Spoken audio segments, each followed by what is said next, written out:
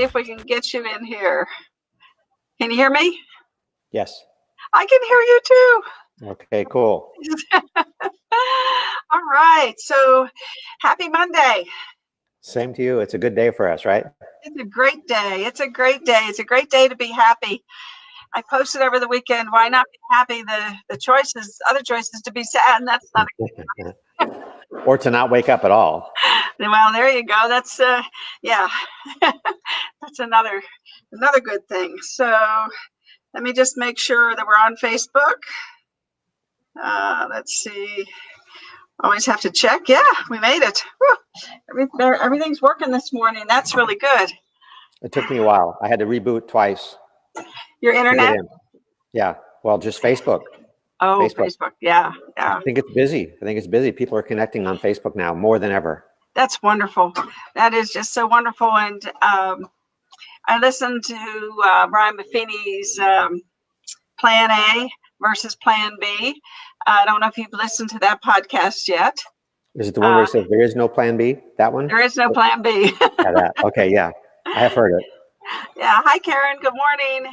Morning, Karen. It's going to be a great week. I just wanted to give a shout out to everybody. Oh, and here we have Lynette. Hi, Lynette. Let's give Lynette a good shout out here. So glad you're joining us. Thank you so much. We love the participation. Cute picture too. Cute picture. Little. Oh yeah, very cute. Very cute. I sent you a email, and I don't know if you've been having issues if you got it, but the board of the National Association of Realtors has a coronavirus guide for realtors, and they also have, I'll put it up here, an open house guide for realtors, and there's some questions and answers here. Could you go in your email? Maybe we can go down the questions and answers together. Let me try. Yeah. Okay. Let's see if we can. Anyway, I did read it, and I thought the big takeaway for me, and we can go down it, but I thought the big takeaway for me was ask your clients what they want to do, and then just be smart about how you do it. Yeah. So just so everybody knows, I have a group, and the group is Las Vegas Millionaires. I got that from Grant Cardone. Grant Cardone has a little 19-page book of wannabe millionaires. So we have a group. Back then we had a mastermind. The group's been alive for a couple years now. And it started out with 12 of us. And it was all about what we could do to make $1 million as a side hustle.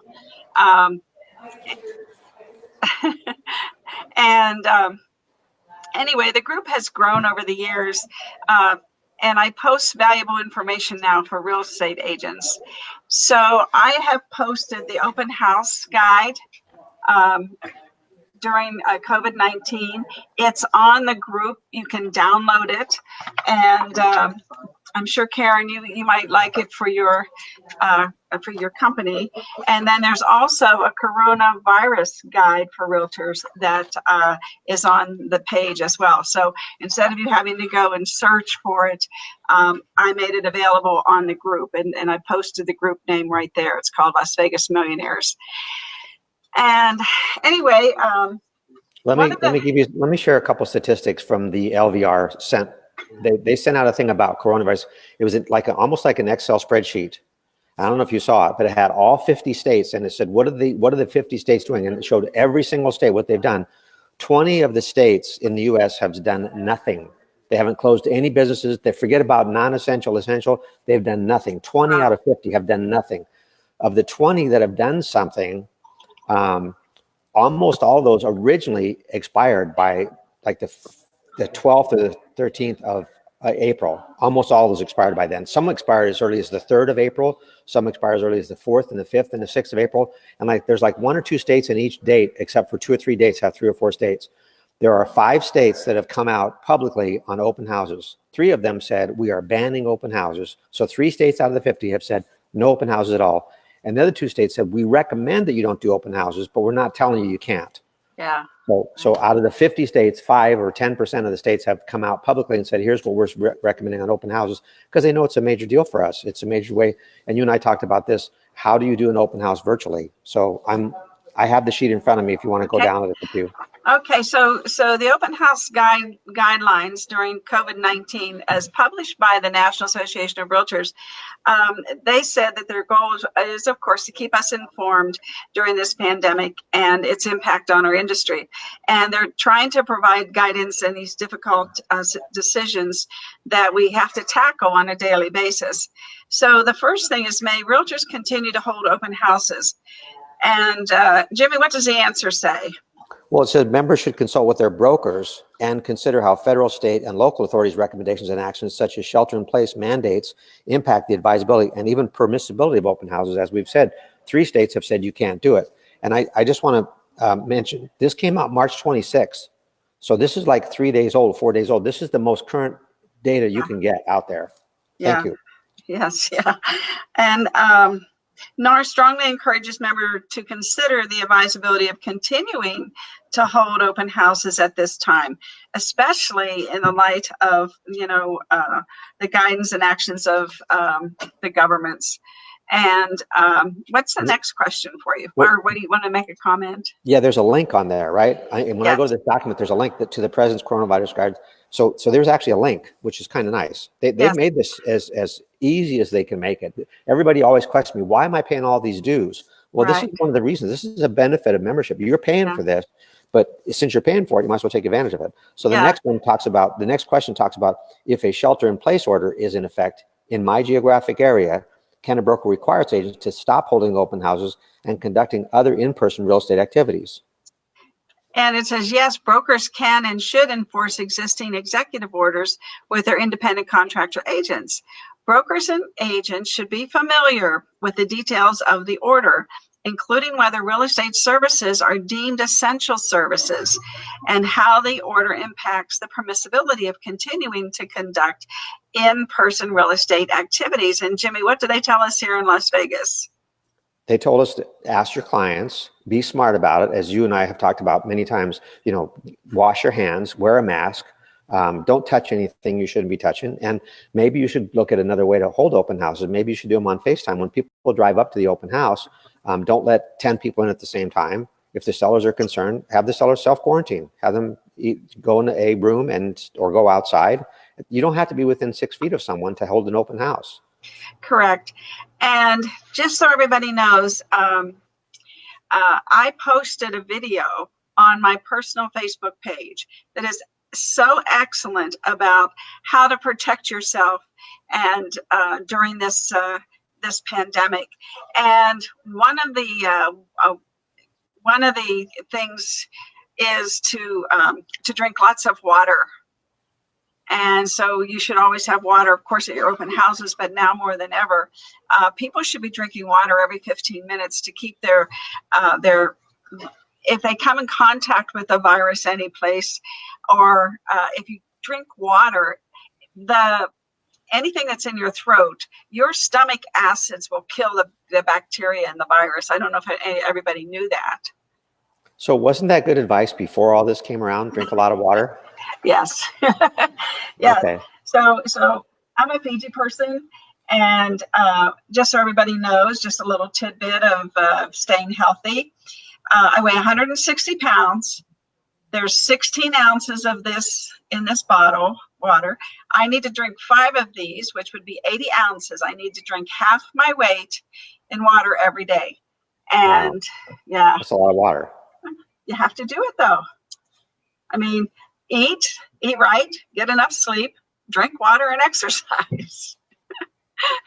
So some of these things, if you watch the video, it can help you answer questions that your clients might have. That was my point where I was trying to head to. Sometimes it takes me a while. But if you go to my personal page, you can actually download that video and direct message it.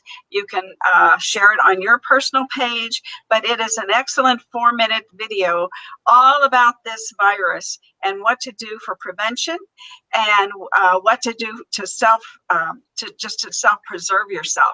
It's just really excellent. And Patty Andrick gave it to me, and I really appreciate that she direct messaged it to me. I figured out how to download it as a video and then post it. So it's just excellent. I wish we could show it. Facebook strategy, when I share something that you posted, doesn't that give you more juice? Yeah, yes, it does. So yeah. That's good. That's a nice thing. I'll go there after. Yeah, and even though I downloaded it myself and uploaded it to my personal page, I gave Patty credit so that it showed up in her feed that, you know, she was helping people. So yeah, It's a good time to share. So yeah, so when you're holding these open houses, like you said, you know, practice our laws that the governor has told us, which is not more than 10 people in a group. And it's just, I think, a good practice just to take one family or one couple or one person in at a time, you know, monitor that. Yeah, absolutely. And next question, what is it? Let's see. What if my client insists that I continue to hold open houses? That's the question. What if my client says, I really want an open house? You're my agent, hold an open house. So you're never required to put yourself at risk in servicing a client. And if you have an open and honest conversation with your client about your concerns with holding an open house at this time, including whether doing so would contradict current government recommendations, which we've already talked about that, we just have to have a conversation with our clients about, you know, what you're going to do to stay healthy, to protect the people that are coming in and to protect them.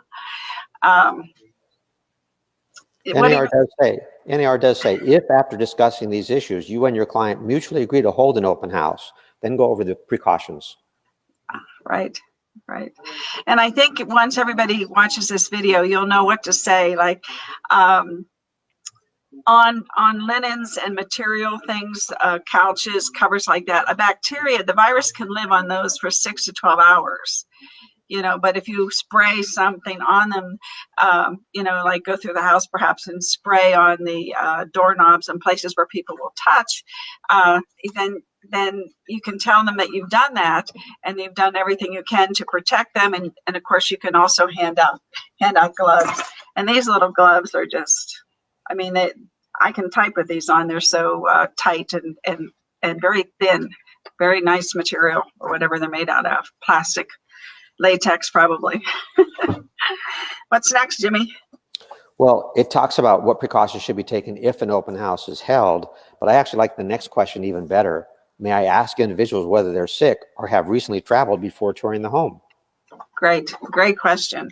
And yeah, you're never required to put yourself at risk in servicing a client. And it is reasonable to ask whether they are sick or they've recently traveled. So, and then to avoid fair housing concerns, just be sure to direct your questions to all potential buyers on an equal basis. Well, and I shared with you that I talked to my friend Marianne Griffin at Lennar Homes, and she said their models are closed. And when somebody calls and says, I'd like to actually see the homes, one of their questions they ask is, have you traveled out of the country recently? And if the answer is yes, then they have a judgment call to make. Is this somebody, well, how recently was it? And where'd you go? And was it Italy or China or New York City, or, you know, one of those places where it's really like epicenter? And do you open the doors for them and just, you know, stand 6 feet back and let them view the models? They're still showing the models, but like most builders, their models are actually closed. You drive up, there's a sign on the door, call for an appointment. If you have an appointment, we'll show you the houses. We want to sell the houses, but that doesn't mean we're going to get in front of everybody that wants to see them. Right. And next question. If a shelter-in-place order, what are alternative ways? Oh my goodness, this is an NAR. What are alternative ways to market a property? Wow, cool. Yeah, so it's a great time to leverage the many available alternative marketing opportunities. And you can let your clients know that you'll continue to service them and can continue to market their home using an incredible array of available technology like Facebook. Offer your clients three-dimensional interactive property scans, like Matterport. I love Matterport. Matterport gives the dollhouse view, and then it also lets a person walk through the house using just the technology of what room they want to go in, what they want to look at. So that's really great technology. And there's a virtual tour, which is similar to the Matterport, but not quite as controlled. And you can help your seller conduct a live tour using Skype or Facebook. And you can use virtual staging to showcase a property. So, you know, all these technologies now become more than ever very, very important. Well, and it says help your seller conduct a live tour. That really gets engagement and involvement by your seller, and they're going to point out the things that they like about the house. And if you have the right questions, we've talked about this before. If you ask the seller, you know, when you bought a house, you looked at a lot of houses. What made you choose this house? Oh, well, because the park's like, I can just run over to the park when I feel like doing a workout or whatever. Whatever it is that turned them on about that particular house, because the average buyer looks at least 10 houses. So why'd you pick this one? That's engagement, and they might actually send that video out to some of their friends. Hey, look at this video I did. Oh, wow. Yeah. And then, and to that point, Jimmy, one of the things that I learned at an ABR conference a quarter of a century ago, actually, was that, sorry, did you hear that? No. Oh, good. So I saw anyway. that Paulina signed in. And Michelle signed in. Oh, let's see. Let's say, oh, hi. Yeah. Good to see you, Lena. I'm glad you're watching. And Michelle. And we have Michelle. Hello, Michelle. Great to have all these realtors listening to us. Terrific. So anyway, if you get you can ask your sellers to send out the virtual tour, and then give them your phone number to say to their friend, hey, Jimmy, you know, my real estate agent, Ruthie, her number is 702-496-7653. Please give her a call to learn all about this home if you're interested in it. And then you can, you know, give your seller a bonus, you know, like if you sell the house, if in your listing contract, what we do is we reduce the percentage if we represent both sides. Now, a lot of brokers have an issue with consent to act and things like that. And how can you serve, you know, that rundown. But you can incentivize your sellers somehow to help you market the house to their friends, because everybody has friends. The average number of friends that each person has on Facebook is 250. Wow, that's a big number. It's a big number. Yeah. Okay, what's next here? Well, there's two questions left. And the first one, are open houses continuing to be held across the country? That's interesting. Well, yes, they are. I mean, there were open houses this weekend. In fact, John put property on the market Thursday. No, let's see. A couple days ago, last week, one day. Anyway, it sold Saturday. Good deal. Good deal. It sold on Saturday. The sellers accepted the first offer that came in. They didn't counter. It was just a seamless. People are putting 20% down, and so people are still selling houses. Mm-hmm.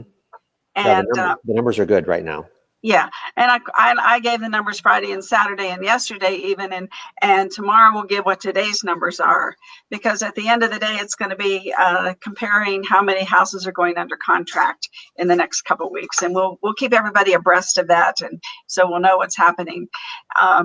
One of the things, Jimmy, that brings to my mind is the value of real estate is not going down because of this pandemic.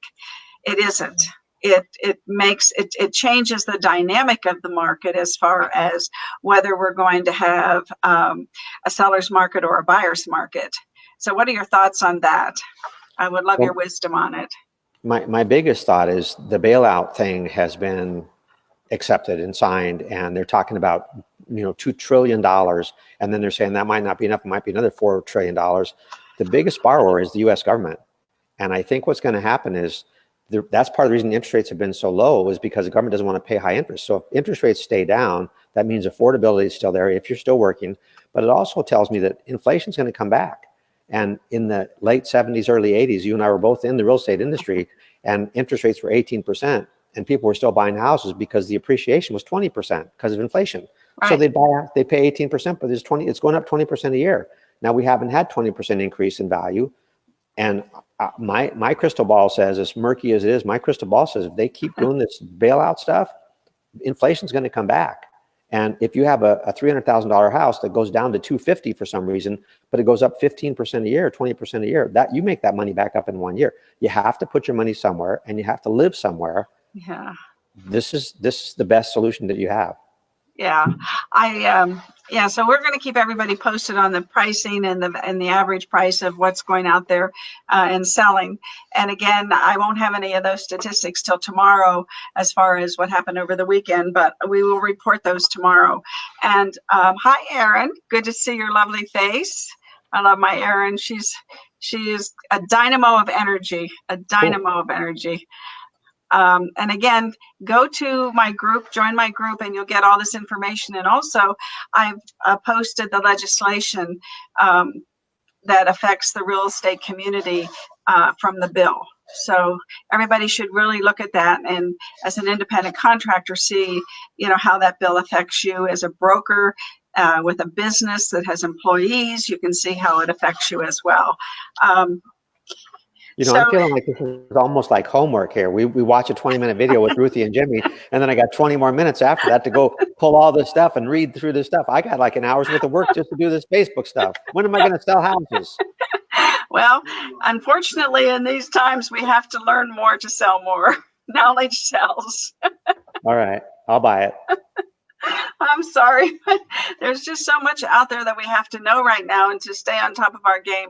And I just want everybody that's watching, you have so much opportunity right now to give value. And yes, go do your homework for an hour and then go out there and give value. If you can't be showing houses, or you're not out there knocking doors, or whatever it is that you do, work your database, give value, call people, tell them these things. They're going to say, wow, that Jimmy Dague, he is really smart. He's really on top of his game. They'll remember you.